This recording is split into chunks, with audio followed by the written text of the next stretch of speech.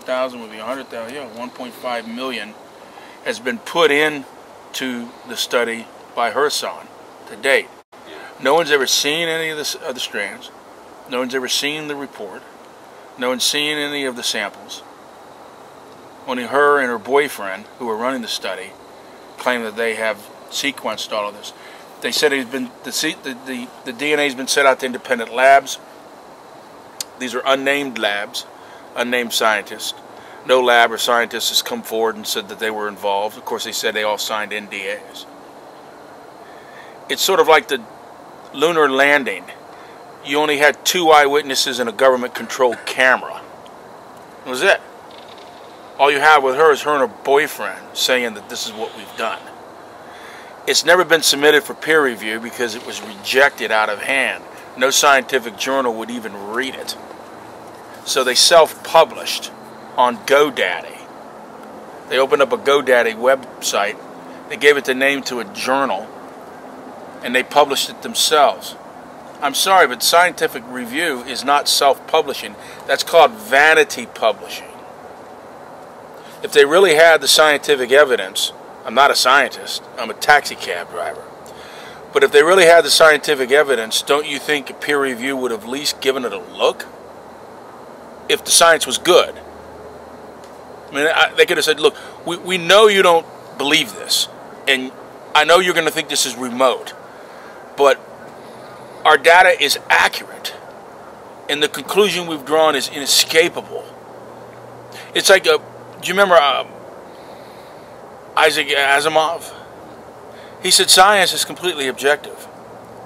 If science presented evidence that God was real, then scientists, that was his example, he said scientists would have no choice but to accept that.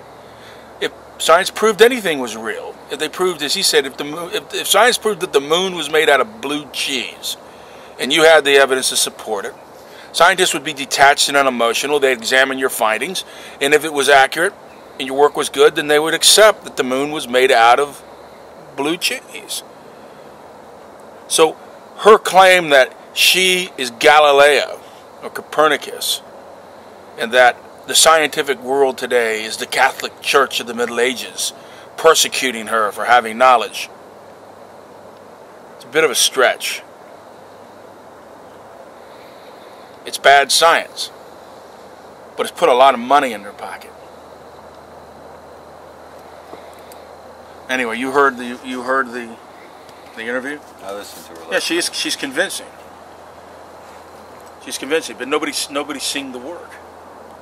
Well, she says the work's published, and she Well, says that it's self-published. But she says that it can be viewed, and you can judge it for yourself.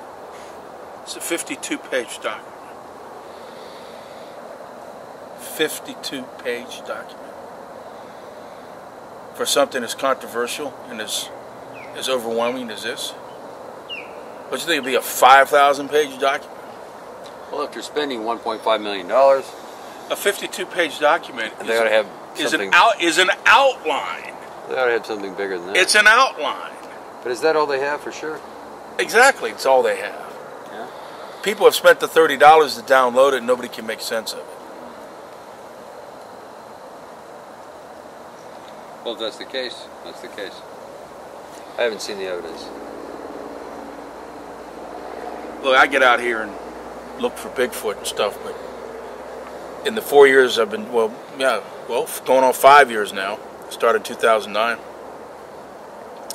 there are more con artists, not just in Bigfoot, but probably in the whole paranormal community. There are more con artists and people making their living out of perpetuating the belief in these things. Like Dr. Jeff Meldrum. He is an anthropologist from the University of Idaho. He writes books, documentaries. He gets paid $5,500 for personal appearances at Bigfoot conventions, and he sells all his books and tapes. So, where does objective scientific reasoning end in becoming an advocate for the unprovable begin? You see.